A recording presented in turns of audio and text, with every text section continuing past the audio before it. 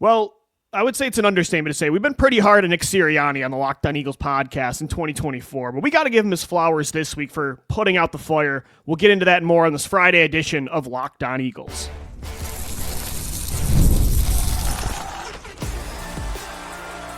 You are Locked On Eagles, your daily Philadelphia Eagles podcast, part of the Locked On Podcast Network, your team every day.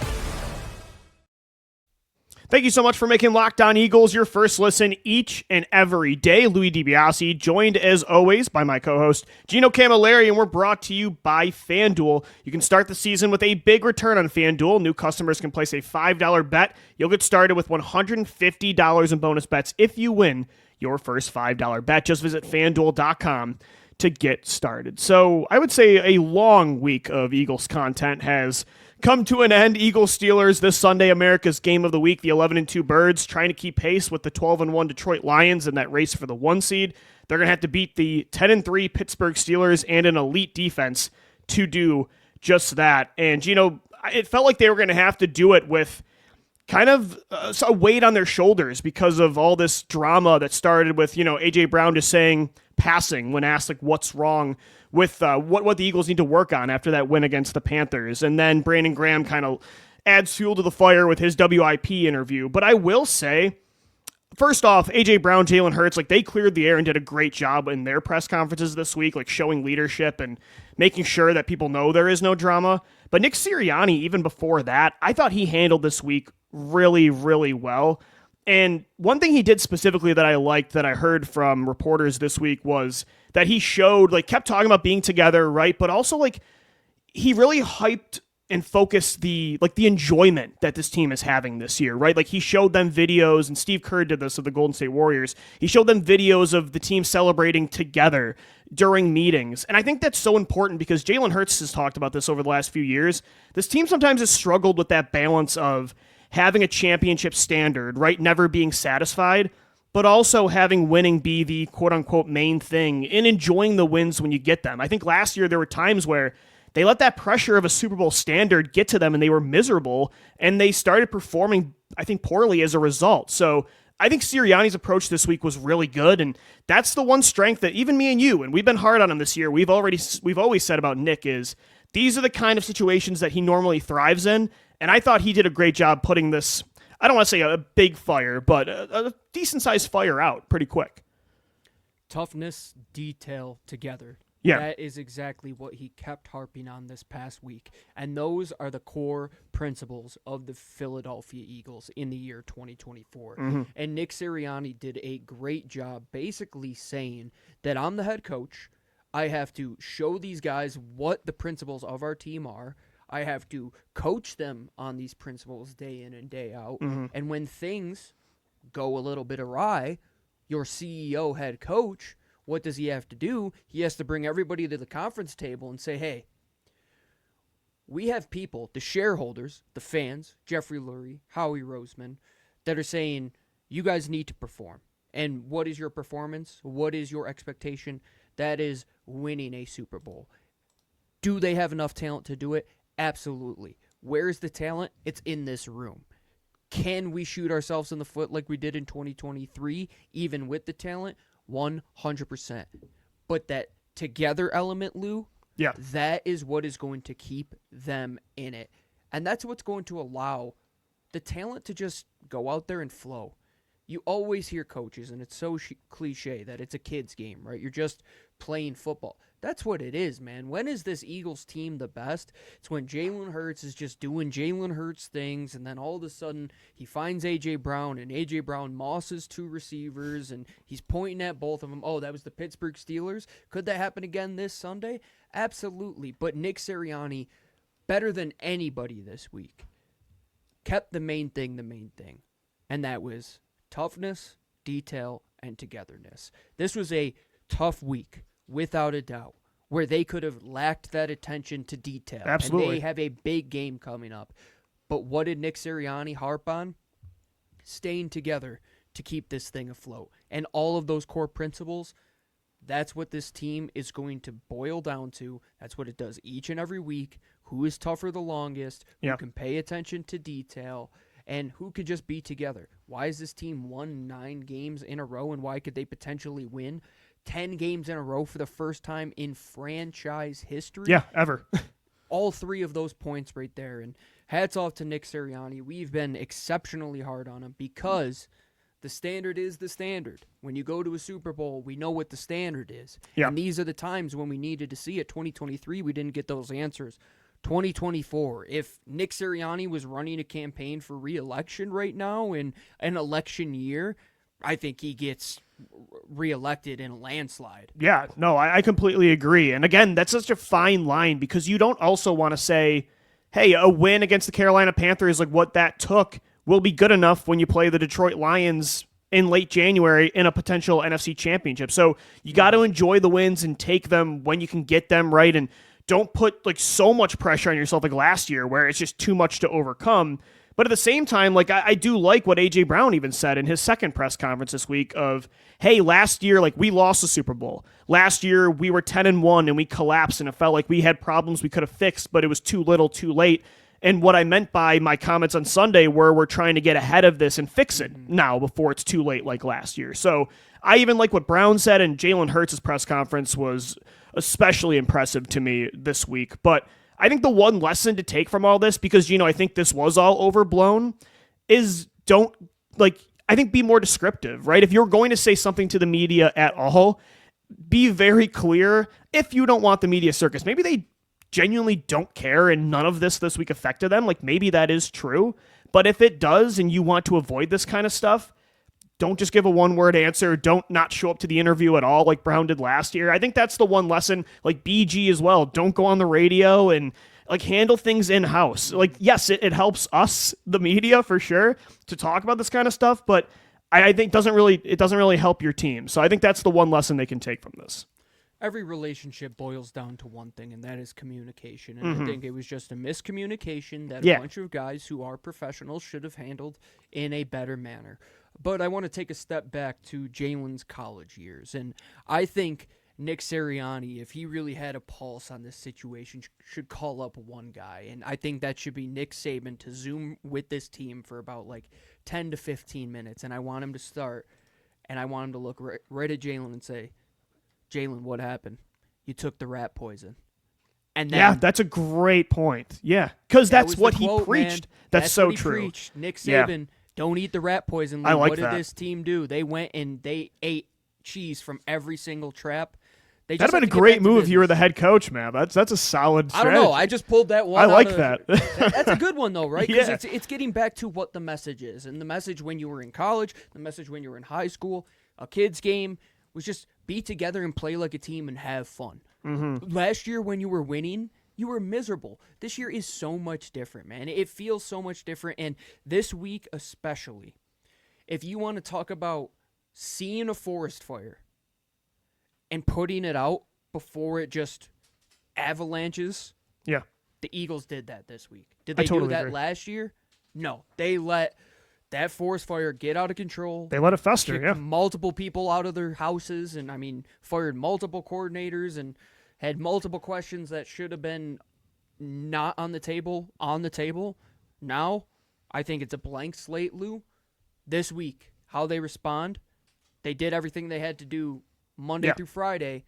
Saturday's huge. Sunday's huge. They're going to be healthy for this game, but taking care of those interpersonal relationships, like A.J. Brown said, he said that him and Jalen, their relationship goes so much farther. And, I never saw A.J. Brown as a diva. I think genuinely he's just been misinterpreted. Yeah, I hate when people said that. He never really gets that. And look, I think all receivers, and Devontae Smith has been frustrated the last 2 years at times as well. Like, all receivers want to feel involved, right? I mean, me and my damn intramural games on Saturdays, if I don't get enough catches and we win the game, I'm not happy either. Like, Want me to rock. Yeah, everybody wants to be included, but A.J. Brown has now been a part of 2 run-heavy football teams, and you haven't heard him really be a TO like diva that sometimes he's painted out to be. He didn't force a trade out of Tennessee for that reason, and Saquon Barkley yesterday said nobody would have a bad word to say about A.J. Brown inside that locker room. So for A.J. specifically, and again, maybe he genuinely doesn't care, so this is an advice he would take, but I think it's just like the way you handle like how you say things, not the actual meaning of it, because I genuinely don't think what he said Sunday was about targets. I really don't. Intention versus impact. Yeah. The intention of what you say could be completely different than the impact of what you say. And I do want to say one thing, Lou, that you brought up Terrell Owens, right? And there was a moment that I always say that until this happens again, I'm not really worried about A.J. Brown, and I don't throw him into that diva category. One thing that kind of irks me is that there were some people that still report on the Philadelphia Eagles that have covered now both of these moments over the last 20 years. And they're still doing this poking and prodding game. Yeah. We just need to be better. We need to be better. By the way, how funny is it that any opportunity T.O. can get to go after Donovan McNabb, like he does it? And McNabb was on WIP talking about the situation, and T.O.'s like, oh, pop meat kettle going after him on X. Like, I love that this beef 20 Donovan years had some is real still going. Gall to throw that out there. Like, that is pretty funny. Like, 5 of all people is going to do that in the air. And T.O. and Freddie Mitchell are live on Instagram going after him. It's just, that beef will last, I think, their entire life. One thing that's going to last beyond the guys in this building is just the story of the Philadelphia Eagles. Everybody knows it's the easiest thing in the world. I mean, look at LaShawn McCoy. He's going at it with a former fringe Philadelphia Eagle who was a linebacker on we Chip do not Kelly's own. team. We do not. He does not speak for this fan who I've base. owned on the internet one time before with my Justin Herbert throwdown. But we just got to be better as a media too. And I think you and I, we talked about it with Nick, like, could have probably relaxed and waited a little bit more before we harped on him. And I think we could do a lot of that. Like, before things get out of control, let's see if the team can handle it. Because it hasn't gotten out of control yet. Unlike last year, we were right at the end of the season to say a lot of those things. And even right in the middle of the season, because they were much like this year's Chiefs, like barely winning games. They're lucky to win 10 games and only have 1 loss. Does it feel like it this year, Lou, when they're fourth in point differential and they're taking care of the football and their defense can stop next to anybody and Saquon can run the rock? It's a team game. It's not fantasy football. I get it, folks. Like, you want your guy to get his targets. It's not fantasy. If the Eagles win, like AJ said, like a lot of other beat reporters, I think Jeff Kerr had a great article on this that said, when did winning not become the number one object? Like, what are we doing here? I totally agree. Does it have to be pretty? No, you're not trying to get 10s from the Russian judges in the Olympics. You're trying to win freaking football games, man. Like, how those wins come, completely different than last year. I think this team is ready to go for this Sunday, and I'm real excited to see them fired up. I think you're going to see a fired up football team right out of the gate, man. And they're gonna do the talking with the pads and throwing of the football and running the rock and meet you at the line of scrimmage. And I am very curious to see what the game plan will be for the Eagles offense against an elite Steelers defense. How do we think the numbers are going to look? LOE3 coming your way. We'll put our money where our mouth is. Presented by FanDuel, coming up right here on Locked On Eagles.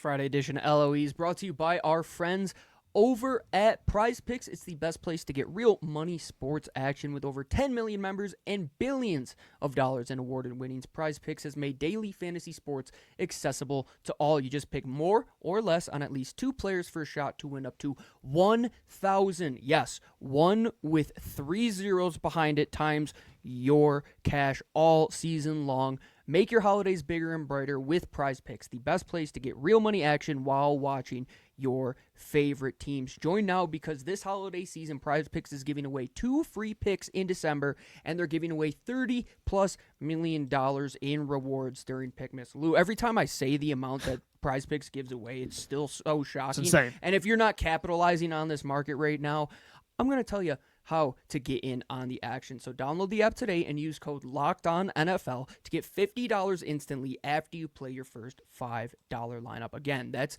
download the app, PrizePicks that is, and use code LOCKEDONNFL to get $50 instantly after you play your first $5 lineup. PrizePicks, run your game. This Friday edition of Locked On Eagles is also brought to you by Omaha Steaks. Nothing delivers comfort and joy quite like the unraveled quality and taste of Omaha Steaks. It's guaranteed perfection in every single bite. And right now, you can save an unforgettable gifts with 50% off site-wide at omahasteaks.com. Plus, score an extra $30 off with the promo code NFL. With 5 generations of experience, they consistently deliver the world's best steak experience, and the gifting experts at Omaha Steaks have made it easy to deliver the perfect gift with thoughtfully curated gift packages featuring gourmet favorites. From legendary steaks to mouth-watering desserts and more, save 50% off site-wide for a limited time at omahasteaks.com. Plus, our listeners get an extra $30 off with the promo code NFL. That's 50% off at omahasteaks.com and an extra $30 off with that promo code NFL. Minimum purchase may apply.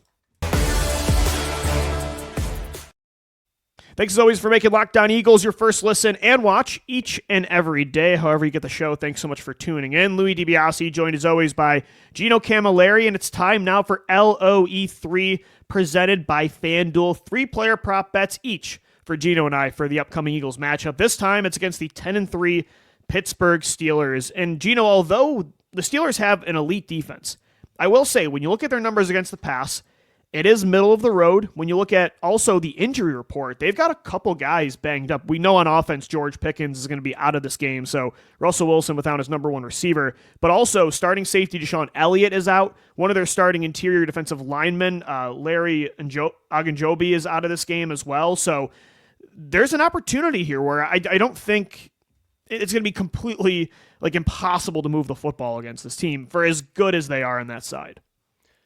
The one thing that you have that is your ultimate trump card is your offensive line, and yeah, that's where this game is going to be won. And I can't wait to watch that battle, man. That's just stars on stars. Mm-hmm. That's going to be teach tape. That's going to be fun stuff to watch next week on the All-22.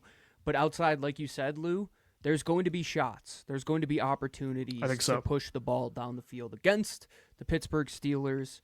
And maybe a guy like A.J. Brown gets going this week. That would be we both have A.J. Brown bets. Both of our first bets for LOE3 include number 11. I have the over on his total reception line right now, which is 5.5. That's at plus 108.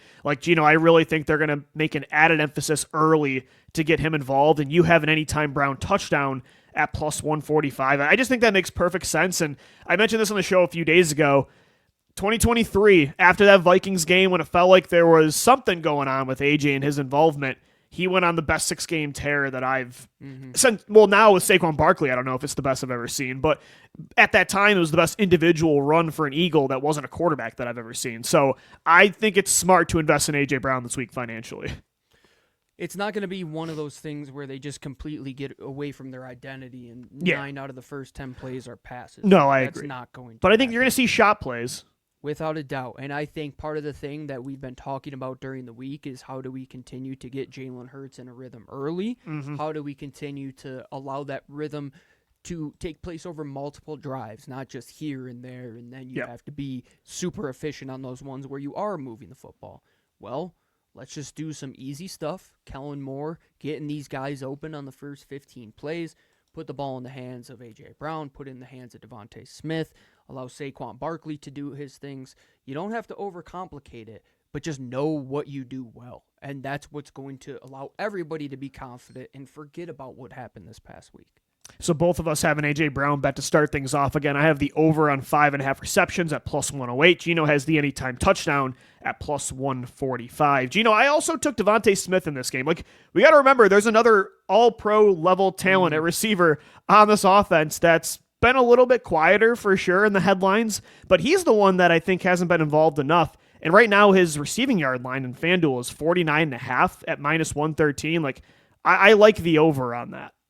It's funny that we said that you don't have to go and pass the ball to really win this game and get outside of your identity, and here we are. The first 3 picks are on the receivers, but I love what these guys are able to bring to the table week in and week out. And with Deshaun Elliott banged up in the secondary, and you got a guy like Joey Porter Jr., very good corner, but he's one of those guys that is going to give you opportunities to make plays on the ball. Kind of like a Trayvon Diggs almost in a way. Yes, he's going to try and jump a lot of those routes, so you got to be wary of those double moves. I think that's a good game for this. And a lot of the time when you are targeting Devontae Smith, I think it's going to be picking up third downs. Like, put yourself in a good situation, first and second down with Saquon. Get the ball on the perimeter to help the run game a little bit there as well. Where's Devontae on this 7-yard comeback or curl route? Let's pick up the first down, start this thing over again. Where AJ, it might be shot play, couple slants, and there's your 6 catches, but one of them was a huge explosive. So your second bet is a Saquon Barkley bet, and I think that's smart. You got to have at least one Saquon bet in LOE3 every week here. 125 yards total, alternate rushing and receiving yard bet here at plus 115. And I like what you said earlier. Yeah, again, it's all about like efficiency when you pass the ball. That's what you need to correct. The volume part of it, like, yeah, I'd like them to be a little more balanced, but I don't want them to not be a run-first offense anymore, Gino. So, like, I think you should expect Saquon to have a heavy workload, even against a really good front seven, and 125 from scrimmage. I like that. Let's keep chasing. Like, he broke McCoy's record. Let's go for that Dickerson record now. I think that, like, this is a fun. That's the annoying part about the Brown stuff this week too. Is like Saquon broke LaShawn McCoy's single-season rushing record. That's massive, and we haven't even really talked about it. And we'll talk about more records that he breaks down the road. But right now in this game, Lou, and we said it the other day, I said that whoever goes for 100 yards on the ground, and if you look at it between Najee, Jalen Warren, if those guys go for 125 all-purpose or Saquon goes for 125 all-purpose, I think that'll probably tell the story of I agree. the game, especially Pittsburgh, George right? Pickens Without out. Pickens, exactly. And Warren's going to be a threat in the pass game. Hey, Kellen Moore, what if we get our running back involved in the pass game a little bit more? No targets last week outside of one failed screen. Got to do a better job there to get him in a rhythm. And Saquon, if he does that, that's the recipe to win the game. So continue to just feed him the ball. You're almost to the end of the season with him, man. And you can't, knock on wood, afford an injury. Yeah. But at the same time, can't get many wins without this guy. So let's call a spade a spade. Completely agree. And again, I think my 3 picks, they're all in the passing game, and a lot of it is a heart kind of week. I want to see them bounce back. And again, I'm not saying like because I have 3 passing bets that they should be throwing 30 to 40 plus times, but I think they all show that you can do this with efficiency. Jalen Hurts, I have the over on passing touchdowns at 1.5. That's at plus 195. He had 2 last week, Gino, against Carolina, and that wasn't a great performance. And you have the over on his completions at 17.5 at plus 100. So again, our passing bets this week, I don't think they're indicative of like what we think is going to happen from a volume perspective. I think you meet all these totals and still have Saquon being the featured player in this offense. Without a doubt, man. Yeah. Like, we could hit all of our bets and combine Devontae. All he needs is 50. AJ can get 50 yards on those 6 catches that you need from him as well, and then Saquon could go for 125 and sprinkle in 50 yards from the other guys, and you're right on pace with the 275 to 300-yard range, where I think you're going to have to get to against the Pittsburgh Steelers. It's going to be tough to come by these yards, but I thought the 17.5 was interesting on Jalen Hurts. You keep talking about the lack of volume. I still don't think he's going to be a volume passer. I think he could get there, but 17.5 is not a lot, by the way. That's not 18 volume. out of 24 balls. That would be a 70% completion percentage week for Jalen, and he does that all the time. And that's normally, since the bye week, the passing attempt total he's been at, right? Like 24 to 28. Yep, exactly. I don't think he's even eclipsed 30 since the Tampa game. No, and he probably won't, and he shouldn't. No, I totally agree with that. LOE3 presented by FanDuel. Coming up next right here on the Locked On Eagles podcast, we'll wrap up this Friday edition of the show talking about Zack Baun potentially getting in the Defensive Player of the Year conversation. Don't go anywhere. We'll be right back. LOE3 is always presented by FanDuel, and so is this Friday episode of the Locked On Eagles podcast. FanDuel is America's #1 sportsbook. Right now, new customers, you can bet $5 and get $150 back in bonus bets if you win your first bet. The FanDuel Sportsbook app, they give you everything you need to place live bets on the NFL, all in one place. So when you get a hunch in the middle of the game, you can check out the latest stats, view live play-by-play, and so much more on the same page where you place your bets. Just visit FanDuel.com to join today. Again, get started with $150 in bonus bets if you win your first $5 bet. Take A.J. Brown this Sunday. Invest in A.J. financially. I think it's going to win you big. And if not, just go with Saquon Barkley. He never lets you down. Visit FanDuel.com. Never waste a hunch and make every moment more with FanDuel, an official sportsbook partner of the NFL. All right, wrapping up this Friday edition of Locked On Eagles, getting you ready for Eagles Steelers. And Gino, a player we haven't really talked about a whole lot for this matchup, even though we should, because I think he's extremely important for the game plan against Russell Wilson, Najee Harris, and that Steelers offense, is Zack Baun. Because if you, with no George Pickens, like you made a great point in segment 2, if you hold Najee Harris and Jalen Warren under that like 120, 100 yard mark, like if they have over that, they have a chance to win this game. But if you can contain their run game, take away the play action pass from Russell Wilson, even with as good as the Steelers defense is, and maybe that unit just makes it a 17-10 rock fight, kind of like you had with the Eagles-Ravens game, even if the defense looks really good for Pittsburgh, if they don't have success against the Eagles' run defense, I don't know how Pittsburgh wins this game. And I don't want to throw any disrespect towards Mike Williams or Kelvin Austin or Van Jefferson. But the Eagles have one of the best secondaries in football right now, so those guys are... That's the counterpunch. That's exactly it. This is a different secondary. So the one thing that Fangio has really harped on is let's take away the downfield explosives. Who has been that guy for Pittsburgh? George Pickens. Right. So we can't fall asleep on the idea of it, but we kind of know that we could keep our eyes to the queue a little bit. I think you'd be aggressive in this game for sure, yeah. Without a doubt. And we're going to make Russell Wilson kind of hit us in those spots. Let's throw different looks at him. Zack Baun, Lou, you said it, can be key. That's a guy that I think you mentioned him against Najee Harris, like against Freiermuth as well. That's the big target for them. It's not Cooper DeJean covering him. Like, we could throw some things with Zack Baun in the equation as well. Use him in bracket coverage too. He's going to be the key chess piece in this one because he is going to set the tone in the middle. If he can, usually you could tell from the linebackers, like if these guys are getting from the middle of the field out to the sideline, these guys are playing at a high enough clip, and I think the energy around them is high enough to go and compete. But if Baun is getting beat to the edge and they're not filling their gaps, Pittsburgh might have that factor, but Zack Baun, you said it, Lou, Defensive Player of the Year. Lou isn't talking crazy. He's currently tied for 8th over at FanDuel at plus 3,000. His numbers. You're probably setting your money on fire, but to have him in that conversation, it's an all-pro. That's cool. Talk, it's an Eagles linebacker. I mean, that's incredible. You need to sign this guy is what the ultimate moral of this discussion is. He probably won't win it, but I saw somebody tweet out his stats compared to Luke Kuechly through 12 games when Luke Kuechly won Defensive Player of the Year. Zack Baun tackles 118, Kuechly at the time 102. Tackles for loss, Kuechly had 7, Baun's got 6. Sacks, 2.5 for Baun, 1 for Kuechly at the time. 4 forced fumbles for Baun. Kuechly had 0, 1 pick for Baun, 3 for Kuechly. Baun's also the highest graded coverage linebacker in the league right now by a lot.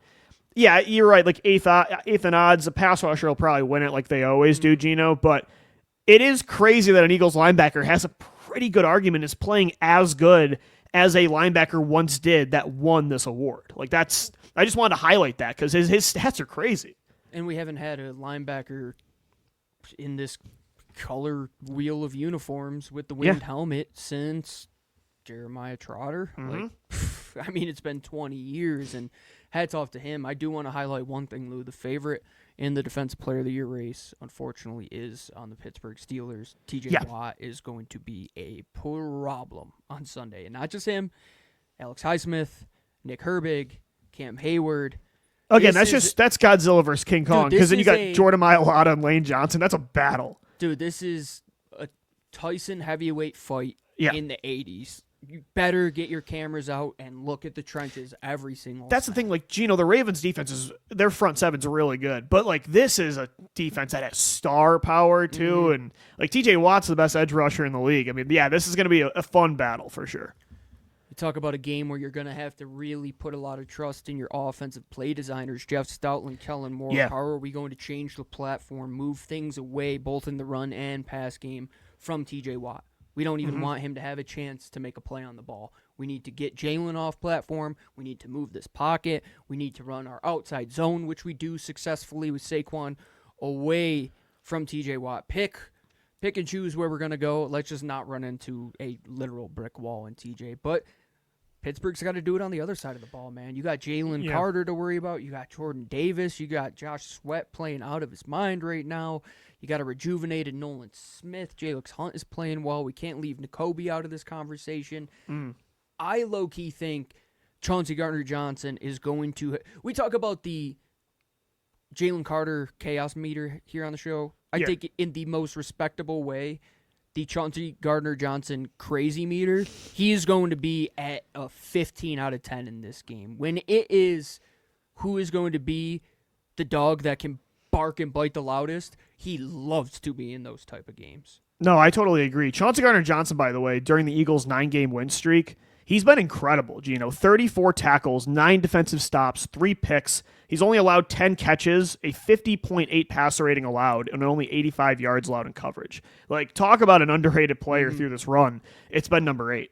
Yeah, him and Baun talking about that Fryer-Muth match. Yeah. I think both of those guys are going to have different responsibilities on him at times and just set the tone. That's what those guys really do. And Quinyon Mitchell, going to be another day where he has to step up big. I like his matchups against those bigger-bodied receivers in Van Jefferson and Mike Also, Williams. he needs to be mic'd up every single week. I don't know if you watched it, but he's Just got that absolute Kawhi dog. Leonard sense of humor almost, and it's hilarious. Like, listening to what kind of music app he's using and Baun's calling it ghetto, it was so funny to me.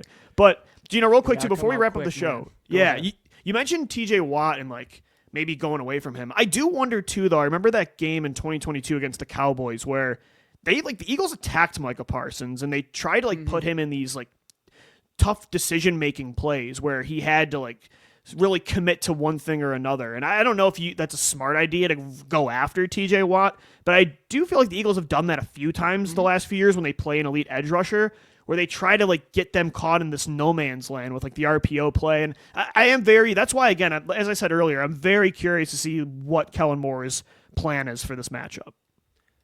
We talk about how effective the draw read is with this team, where Jalen has the ability to either hand it off to Saquon or he can take it and go. That's how you attack TJ Watt. If he commits heavy to either one of them, the other one should have a big explosive play.